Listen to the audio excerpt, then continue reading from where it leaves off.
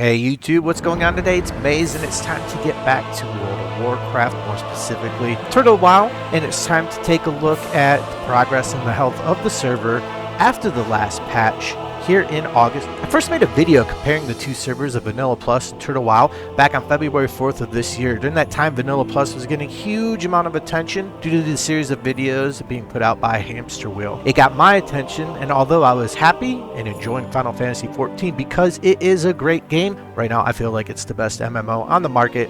But at the time I was feeling that itch for some classic WoW. And all this attention to Vanilla Plus back at the beginning of the year also brought attention to another project, Turtle WoW. Both servers had struggled to keep player numbers high last year, as with most other classic private servers after the launch of Blizzard's World of Warcraft Classic. Numbers slipped down to 200 online to 500, and then suddenly at the beginning of this year, January and February, the numbers doubled and rose to averages of 600 to 800 players online at peak times, and when I first started playing in February and March, it was averaging between 8 to 900, sometimes pushing close to 1,000. Vanilla Plus was getting over 1K at the time, but those numbers slowly and then rapidly dropped off over the following weeks and months. And I tried both servers because private servers were still something new to me at the time. And as fun as the talent and class changes in Vanilla Plus were, the exploration and the sense of questing and leveling again was what got my itch most for that classic feeling, and that's why Turtle WoW became the one that I preferred. It pulled me in from the start. The community is great, and you're going to hear that if you go out and search any information on the server.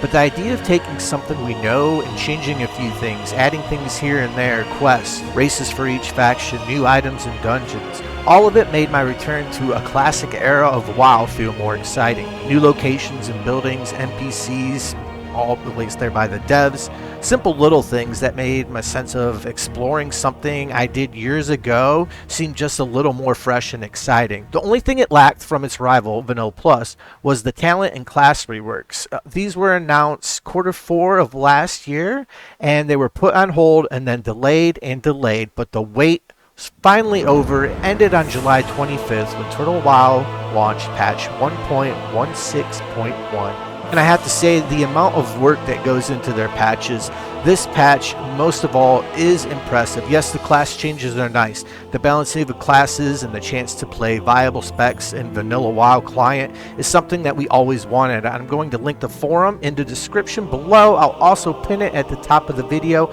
You can go over and take a look at the class changes yourself because, well, there are a lot of them.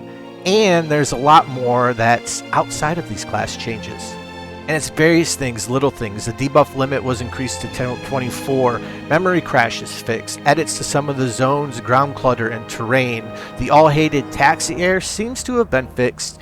In-game maps are finally updated to reflect the changes that the Turtle WoW dev team has made, as well as various other small issues and bugs that the client had dealt with over the past. There's no more female goblins who sound like male gnomes. The both goblins and the high elves finally have custom acted voice for their airlines, as well as emotes, and the weird little glitches in their animation seems to be working on and for the most part fixed. There's more original music added to the zones and areas that the teams added, new achievements, titles, dungeons, zones, quests to explore, several new towns and location. Westfall and Arathi Highlands received additional quest change, as well as a new effort to rebuild and retake Stormguard Keep, and that's just fun. Other zones as well got various additions to quests, as well as new quest change. And it's WoW, so we want more stuff, right? And on the forum, up in obviously down below, there's a massive list of new crafting recipes that you can get for reputation rewards.